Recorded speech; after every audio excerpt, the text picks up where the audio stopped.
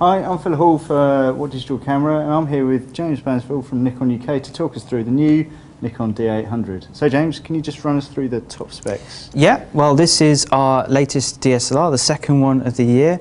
It's the D800. There will be two versions of this camera, the D800 and the D800E. The D800E is to appeal to a slightly different audience. But let me first take you through the big specifications we have here. The first thing about this camera is its incredible resolution, 36.3 million pixels, has an ISO range of 50 at its lowest equivalents to 25,600 ISO. So the D800 also incorporates the same 3.2-inch screen on the back of the camera that we saw in the D4. Now this screen is beautiful in terms of its color rendition. It also has a sensor that will adjust automatically depending upon the lighting conditions. The D800 is also Nikon's first DSLR to incorporate USB 3. It incorporates this fast data transfer so that you can get these large file sizes that we see from this amazing sensor transferred to a laptop very quickly or desktop. It also incorporates similar video functions that we saw in the D4. So on the side here we also have microphone in, headphone out, and a clean HDMI feed. The camera also incorporates the same 51-point focusing system that we saw in the D4, the Multicam 3500 FX. This allows you to focus in -2 EV, which is the equivalent of around moonlight, and it also allows you to use 2 or 1.7 times converters with lenses like our 600mm f4, for instance, or the 2 to 400. What was really great about the D800 is how many of the features that we see in our flagship model being incorporated into this DSLR as well. So it's not just about the resolution. If I move the camera around to the side, we can also show you the dual card slots. So the D800 incorporates not only CF, which is UDMA7 compatible, but also SD. We've made it compatible with the very latest standards in compact flash and SD, so that you're really getting the full benefit of those fast transfer speeds that are available. We also have this new grip here, which is the MBD12. This actually attaches to the bottom of the camera and gives you your portrait function shooting as well. Now, these functions almost mirror identically when you're using the camera in landscape mode.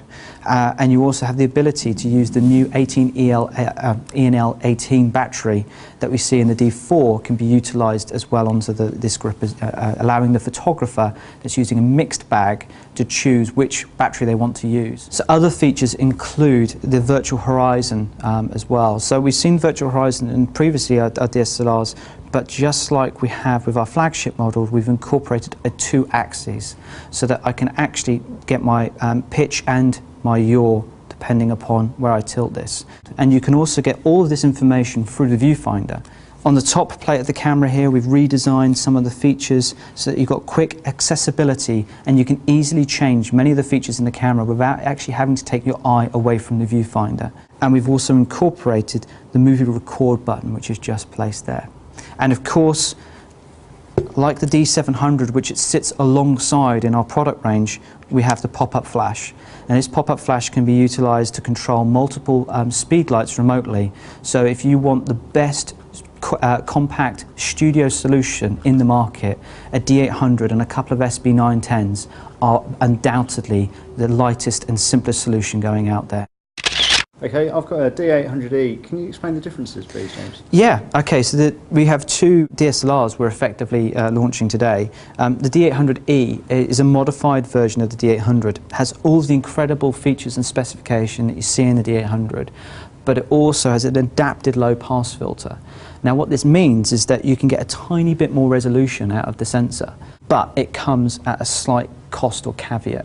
Medium format photographers that have utilised medium format backs for years have known that often they'll have to use a moire control or software just to control false colour that can occur when you get frequencies of texture or clothing within a fabric, for instance. This is because medium format backs often don't use an anti-aliasing filter in their low pass setup. We've taken the same approach here with the D800. By removing that component of the low pass filter, we've been able to increase the resolution ever so slightly in the level of detail that the camera is able to pull out. But there's a possibility you might get false colour. So it's designed specifically and with the photographer that's probably coming from a medium format background in mind. Yeah. So can you create these effects in sort of software like NX2? Yes, you can. And NX2 has a feature there which you can turn on and off, and that will actually try and remove this phenomenon. And the reality is that photographers that would utilize this, and what we think the people that will probably buy this type of product, are actually so familiar with it, they'll know before they even shoot that it could occur. It's actually very easy to control if you know about it in advance. So James, what kind of prices are we looking at, and when can we get to have a play with them? Well, possibly the thing that's more unbelievable than the specification is actually the price point. The D800 is going to be 2399, and we're looking at 2689 for the modified D800E.